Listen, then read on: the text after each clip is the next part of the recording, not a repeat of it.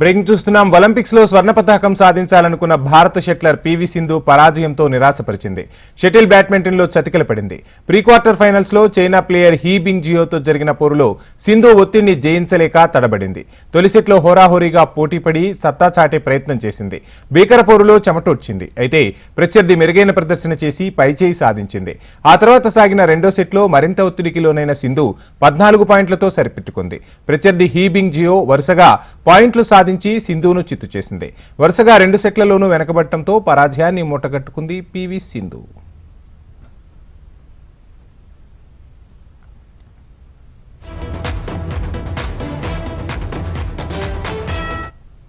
Olympics లో స్వర్ణ పతకం సాధించాలనుకున్న భారత షట్లర్ పివి సింధు పరాజయంతో నిరాశపరిచింది.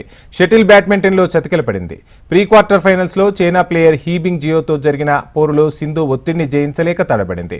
తొలి సెట్లో హోరాహోరీగా పోటీపడి సత్తా చాటే ప్రయత్నం చేసింది. భీకర పోరులో చెమటొచ్చింది. అయితే ప్రత్యర్థి మెరుగైన ప్రదర్శన చేసి పైచేయి సాధించింది. ఆ తర్వాత సాగిన రెండో సెట్లో మరింత ఒత్తిడికి లోనైన సింధు 14 పాయింట్లతో సరిపెట్టుకుంది. ప్రత్యర్థి హీ బింగ్ జియో వరుసగా పాయింట్లు సాధించి సింధును చిత్తు చేసింది. వరుసగా 2 సెట్లలోనూ వెనకబడటంతో పరాజయాన్ని మూటగట్టుకుంది సింధు.